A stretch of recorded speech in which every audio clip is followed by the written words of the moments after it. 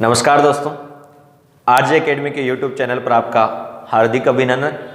आपका प्यार सहयोग यूं ही बना रहे और जो हमारा प्राथमिक उद्देश्य है ग्रामीण क्षेत्र में, दूर दराज के क्षेत्रों में निःशुल्क शिक्षा उपलब्ध कराना, उसमें हमारी मुख्य भूमिका आप लोगों के अपेक्षित सहयोग के कारण ही बनी रह सकती है। तो आप लोगों का निरंतर अपेक्षित सहयोग हमारे साथ बने रहेगा।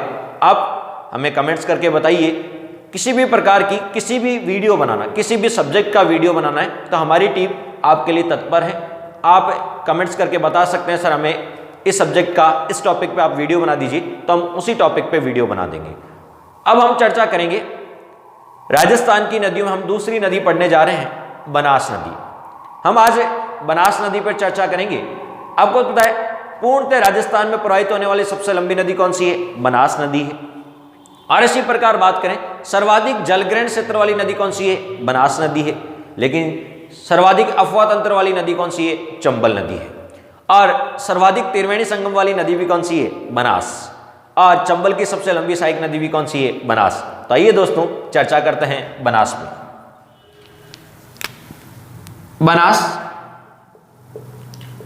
बनास नदी को वैदिक काल में वशिष्टि के नाम से जाना जाता था। बनास नदी का वैदिक नाम है वशिष्टि और इसे एक अन्य उपनाम के नाम से भी जाना जाता है, वन की आशा यानी वर्णाशा। तो बनास नदी के कौन कौन से उपनाम हैं? बनास, वशिष्टि या वर्णाशा के नाम से। यदि हम बात करें दोस्तों तो यहां पे राजसमंद जिला है,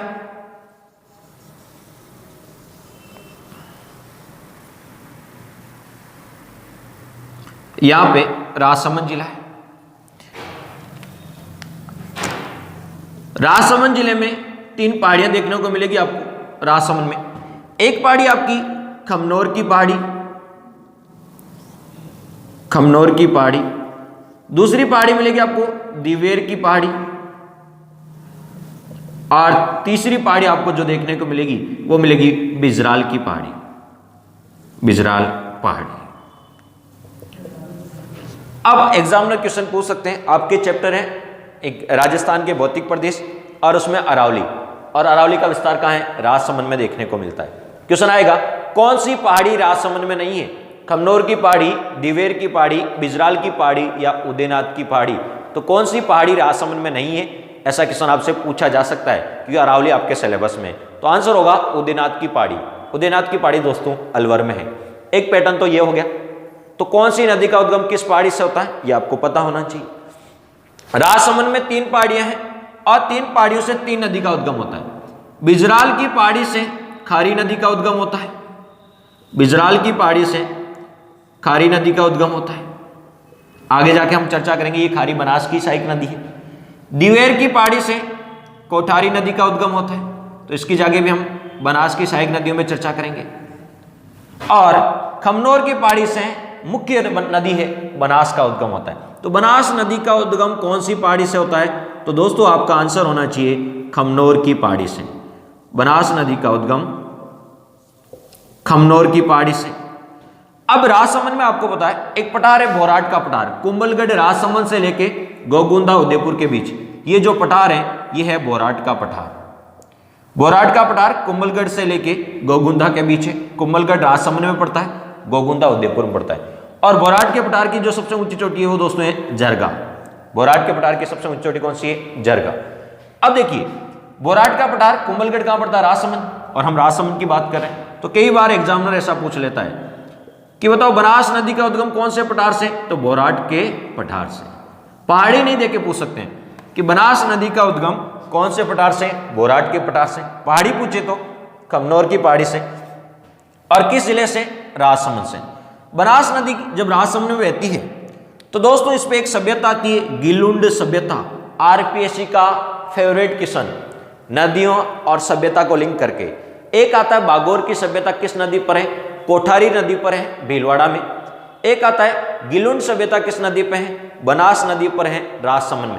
ये आरपीएससी के 2 फेवरेट क्वेश्चन माने जाते हैं। बनास नदी इस पे गिलुंड सभ्यता है, गिलुंड सभ्यता। तो पूछा जाता है गिलुंड सभ्यता कौन सी नदी के किनारे है? बनास नदी के किनारे। और किस जिले में है? राजसमंद में। बनास नदी जब राजसमंद में बहती है तो राजसमंद में इस पे एक बांध आता है नंद संबंध बांध, नंद संबंध बांध। नंद संबंध बांध को दोस्तों राजसमंद की जीवन रेखा भी कहा जाता है। तो राजसमंद की जीवन रेखा किसे कहा जाता है? नंद संबंध बांध को। कई बार पूछता है भरतपुर की जीवन रेखा मोती झील को, भीलवाड़ा की जीवन रेखा मेजा बांध को। इसी प्रकार राजसमंद की जीवन रेखा नंद संबंध बांध को कहा जाता है। किस नदी पे है? बनास नदी पे। बनास नदी राजसमंद में बहने के बाद दोस्तों चित्तौड़ जाती है। राजसमंद बहने के बाद कहां जाती है? चित्तौड़। और चित्तौड़ में प्रवाहित होने के बाद दोस्तों भीलवाड़ा, चित्तौड़ में प्रवाहित होने के बाद भीलवाड़ा, और भीलवाड़ा में प्रवाहित होने के बाद ये दोस्तों अजमेर। भीलवाड़ा में प्रवाहित होने के बाद कहां जाती है? अजमेर। और अजमेर से प्रवाहित होने के बाद टोंक, और टोंक में इस पे एक बांध बना हुआ है बिशलपुर बांध, मोस्ट इंपॉर्टेंट। टोंक में इस पे एक बांध बना हुआ है, उस बांध का नाम है दोस्तों बिशलपुर बांध। बिशलपुर बांध किस नदी पे है? बनास नदी पर। बिशलपुर बांध का निर्माण कब? 1988 और 89 में। बिशलपुर बांध किस स्थान पे है? टोडा राय सिंह, टोंक में। नेक्स्ट, राजस्थान का पेयजल की दृष्टि से सबसे बड़ा बांध कौन सा है? बिशलपुर बांध। राजस्थान का पेयजल की दृष्टि से सबसे बड़ी परियोजना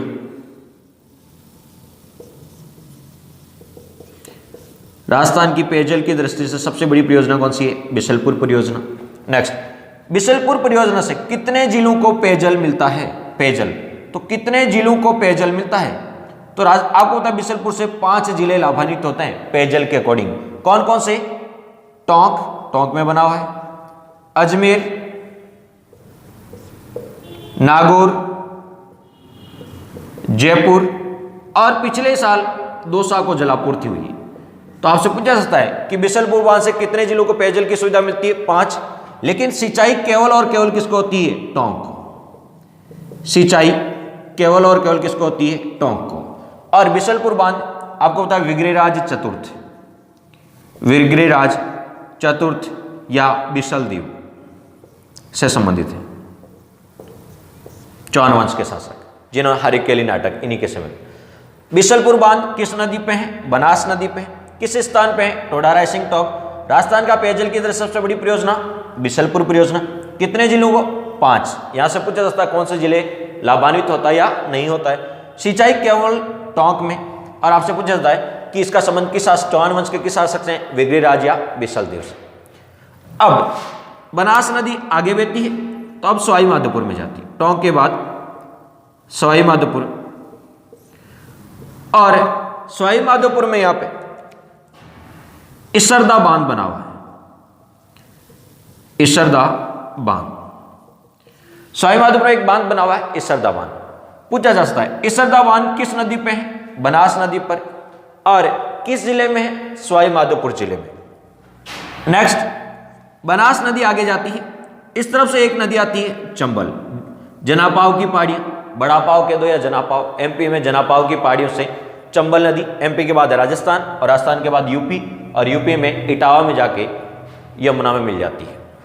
तो यहां पे एक नदी आके मिलती है, और इस नदी का नाम है दोस्तों, इस तरफ से आती है, ये तो चंबल है आपकी, इस तरफ से आती है एक नदी सीप, ये आपकी बनास, और ये आपकी चंबल। इन 3 नदियों का यहां पे क्या होता है? त्रिवेणी संगम। बनास, चंबल और सीप, इन 3 नदियों का संगम होता है, वो होता है खंडार तहसील। खंडार तहसील है, सवाई माधोपुर जिला है, और रामेश्वरम स्थान है। तो हम बात कर रहे थे कि बनास, सीप और चंबल, इन तीनों नदियों का त्रिवेणी संगम कहाँ होता है? खंडार तहसील में, सवाई माधोपुर जिले में, और प्रॉपर स्थान है रामेश्वरम। और रामेश्वरम में आचार्य परशुराम की तपोस्थली है, आचार्य परशुराम की तपोस्थली। जैसे भर्तहरि की तपोस्थली कहाँ है? अलवर में। इसी प्रकार आचार्य परशुराम की तपोस्थली कहाँ है? रामेश्वरम में। किस जिले में? सवाईमाधोपुर में। किस तहसील में? खंडार में। यह आपका त्रिवेणी संगम।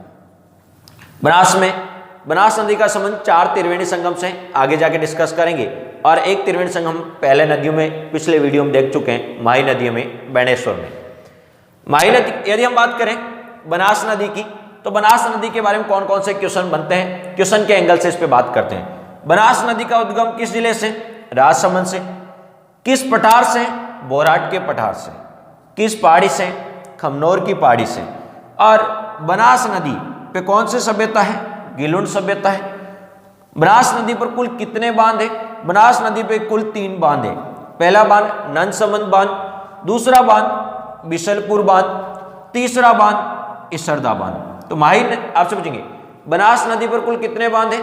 तो 3 बांध है, नंदसमंद बांध, बिशलपुर बांध, इसरदा बांध।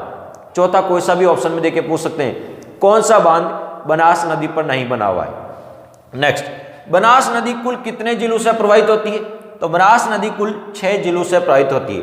जैसे आपको विदित है, लूनी भी 6 जिलों से, चंबल भी 6 जिलों से, इसी प्रकार बनास भी 6 जिलों से। कौन कौन से? राजसमंद, चित्तौड़, भीलवाड़ा, अजमेर, टोंक, सवाईमाधोपुर।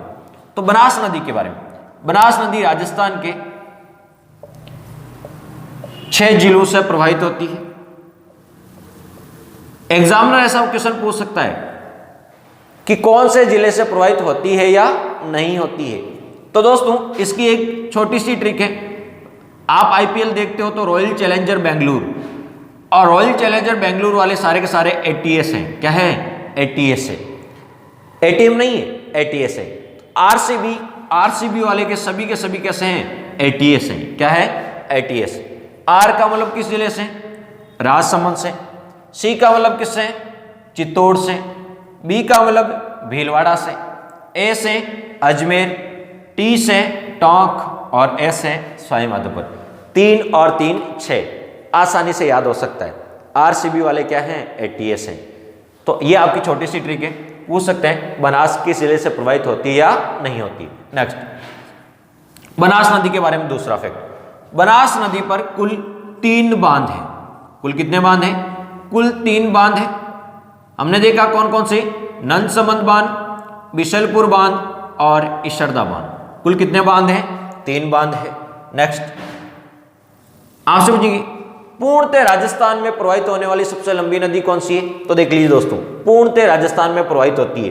राजसमंद भी राजस्थान में और सवाईमाधोपुर भी राजस्थान में।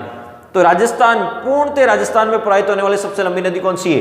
तब आपका आंसर क्या होगा? बनास। लेकिन राजस्थान से प्रवाहित होने वाली सबसे लंबी नदी कौन सी है?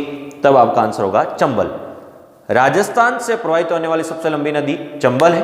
और पूर्णतः मतलब कंप्लीटली पूर्णतः राजस्थान में प्रवाहित होने वाली नदी कौन सी है? बनास। पूर्णतः राजस्थान में प्रवाहित होने वाली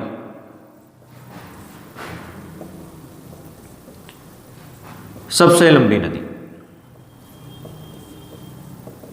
सबसे लंबी नदी, इसकी कुल लंबाई है 512 किलोमीटर। नेक्स्ट, सर्वाधिक जलग्रहण क्षेत्र वाली नदी भी कौन सी है? राजस्थान में अफवाह तंत्र के अनुसार सबसे बड़ी नदी चंबल है, लेकिन सर्वाधिक जलग्रहण क्षेत्र वाली नदी कौन सी है? बनास। सर्वाधिक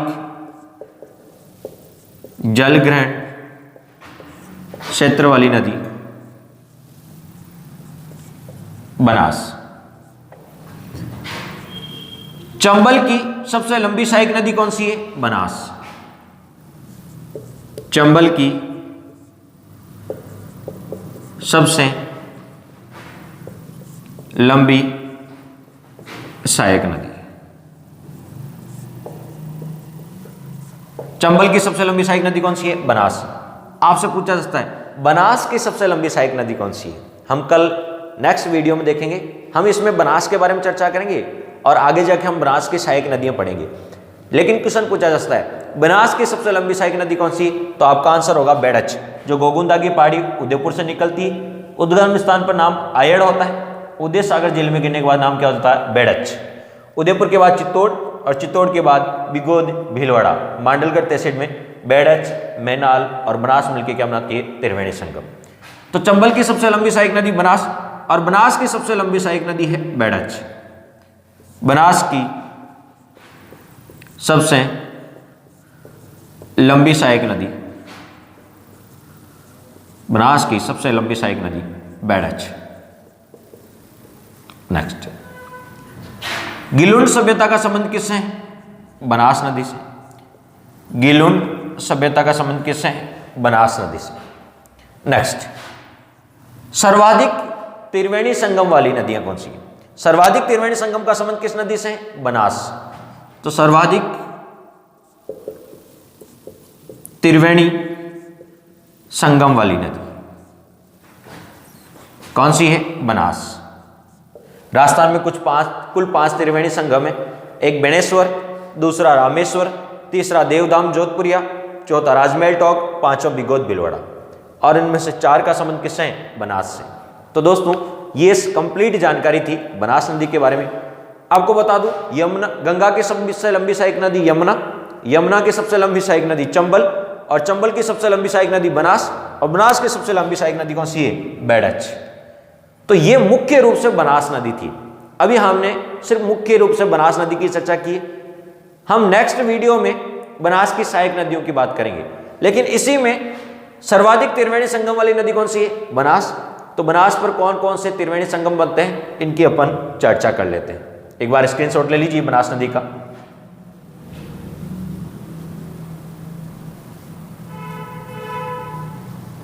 अब हम बनास पर कौन कौन से त्रिवेणी संगम बनते हैं उनकी चर्चा करेंगे।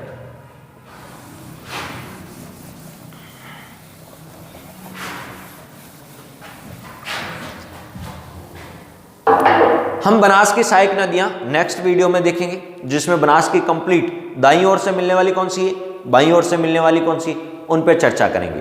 दोस्तों एक इंफॉर्मेशन आपको दे देता हूं कि बनास की जितनी भी सहायक नदी हैं वो बाईं ओर से मिलती केवल 2, बेड़च और मैनाल, ये दाईं ओर से मिलती है, बाकी सभी बाईं ओर से मिलती है। कल अपन चर्चा करेंगे कोठारी, खारी, इसी प्रकार आपको यहाँ मिलेगी डाई, फिर सहोदरा, मासी, बांडी, उसके बाद डुंड, उसके बाद द्रव्यवती नदी, मोरेल, ढील नदी और कालीसील नदी, बेड़च और मैनाल, ये सभी के सभी किसकी सहायक नदी हैं? बनास की सहायक नदी। इन पे अपन नेक्स्ट वीडियो में चर्चा करेंगे। इस वीडियो में हम देख लेते हैं कि बनास सर्वाधिक त्रिवेणी संगम वाली नदी कौन सी है? बनास। तो कौन कौन से त्रिवेणी संगम का संबंध बनास से उनको देखते हैं। यहां पे इस तरफ से एक नदी आती है बेड़च, गोगुंदा की पहाड़ियां उदयपुर से निकलती है, और उसके बाद यहां पे एक नदी आती है बेड़च, और मैनाल भीलवाड़ा से एक नदी आती है मैनाल।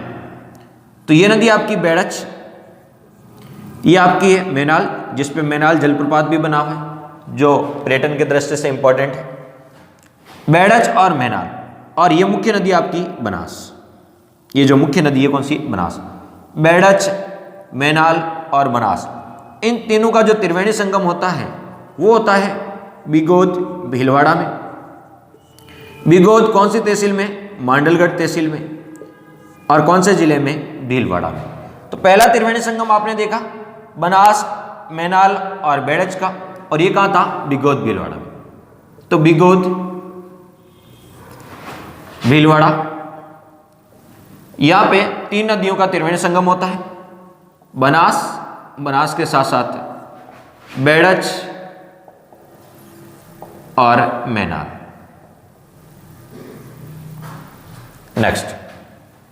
नेक्स्ट आप देखोगे तो यहां से ये नदी आती खारी, खारी यहां से बहने के बाद भीलवाड़ा, उसके बाद अजमेर और उसके बाद टोंक। तो ये नदी आपकी खारी, और अजमेर से नशीराबाद से आती है डाई।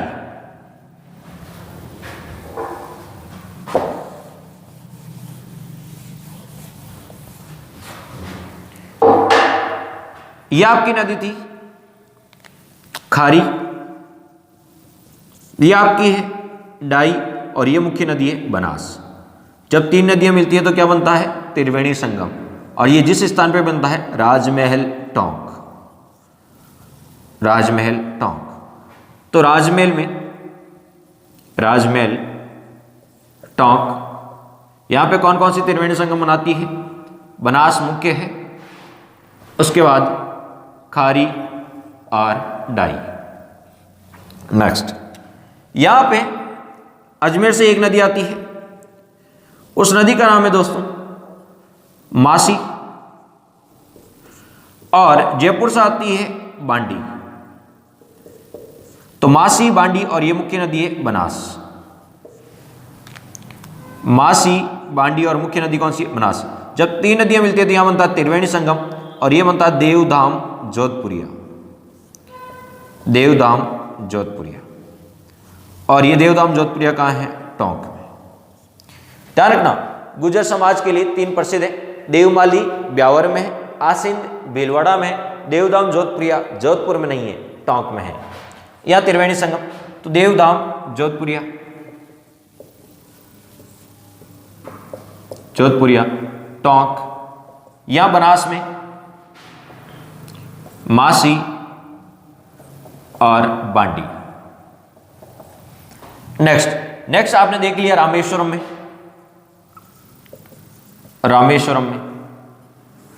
रामेश्वरम में सवाई माधोपुर में, खंडार तहसील में। यहां पे आचार्य परशुराम की तपोस्थली है। यहां पे बनास, चंबल और सीप। और एक हमने माई में पढ़ा था बेणेश्वर में, ये रामेश्वरम और ये बेणेश्वरम। बेणेश्वर में आपका डूंगरपुर में, यहां पे सोम, माई और जाखल।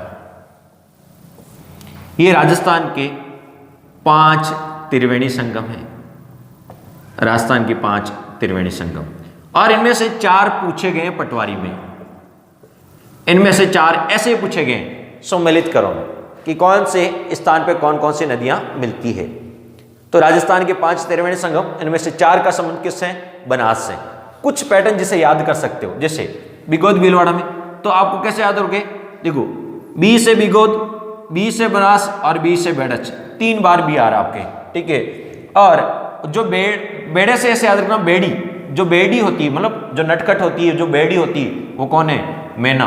तो मैना के जो बनना है वो कैसे हैं? बेड़े हैं।